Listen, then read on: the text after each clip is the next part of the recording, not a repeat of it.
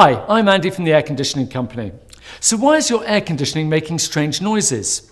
Firstly, whatever unfamiliar noises the unit is making, it's vital that it is switched off immediately until such time as a fault has been diagnosed.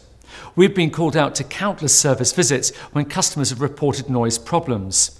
These units could have been fixed cheaply and quickly had those customers not have allowed the unit to stay on whilst the noise persisted. This often causes untold damage to the system.